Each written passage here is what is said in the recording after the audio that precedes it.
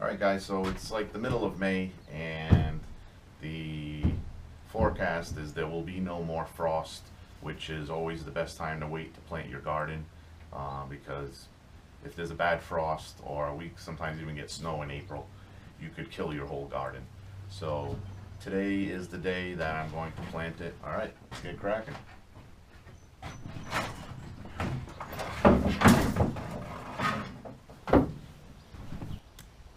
So the first thing I do is remove any weeds that were left over from the previous year.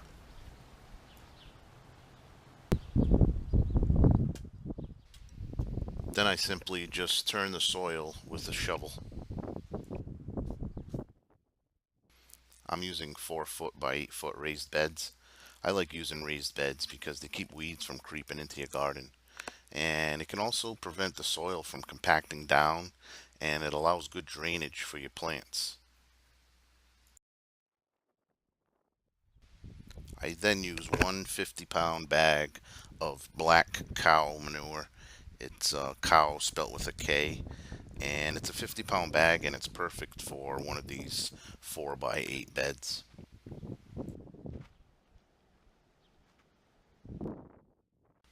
I highly recommend that you use steamed manure because the process kills any seeds that weren't digested by the animal that was used to make the manure.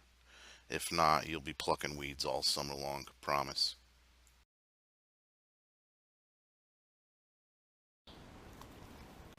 I always read the tag first that came with the plant. It's got great information about spacing, sunlight, and watering.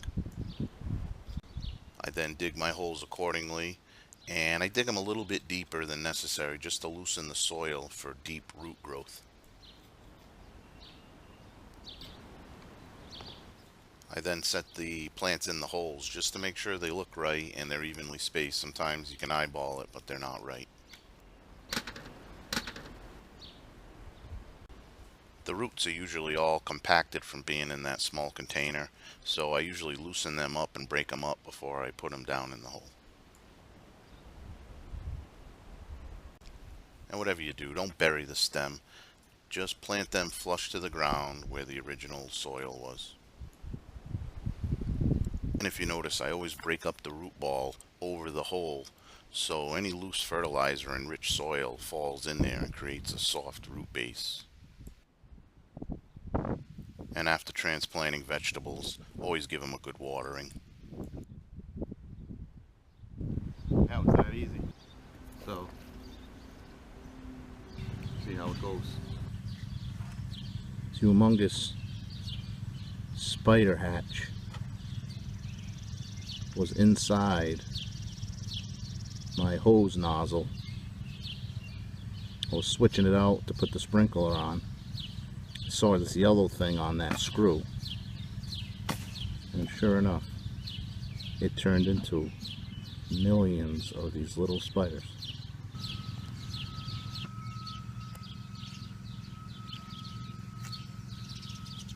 Yeehaw.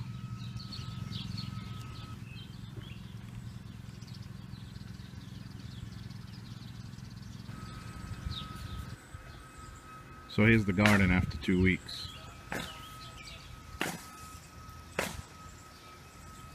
Looking pretty good. Strawberries are kicking butt. Minus this weed right here.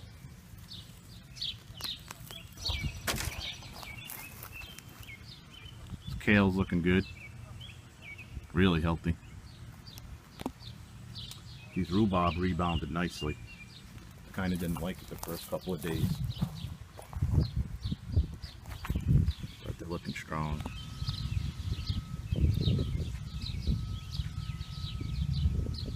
Tomato plants all have flowers,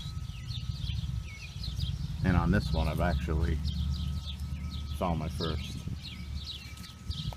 That's a beefsteak tomato though. The rest of these are aromas. Green beans are struggling a little bit, especially this one. When I got him, he was that small. He's still kind of hurting. But we'll see. You know, they got new growth. Peppers are flowering. In November after Halloween, I usually smash the pumpkins we get in this corner, and like clockwork every year I get a vine. I'm glad to see it return too. I transplanted some wood sorrel, or sour grass they call it, in the strawberry patch, and it's all coming in nicely.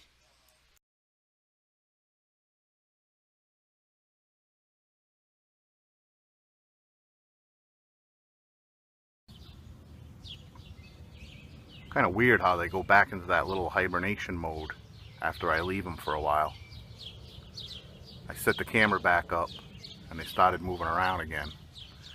But guaranteed if I let it sit for 5 more minutes, they'll all go back to a little clump and just sit really still. Matter of fact, this other one that I showed you underneath the steps, they're already back in a little ball.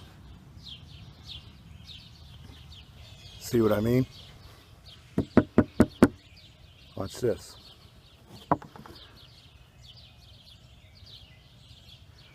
Yeehaw.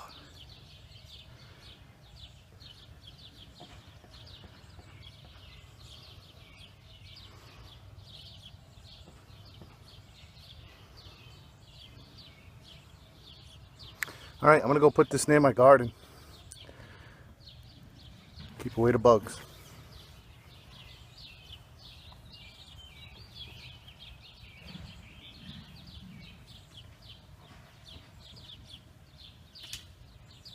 Thanks for tuning in, and I appreciate all the views, likes, comments, and subscriptions.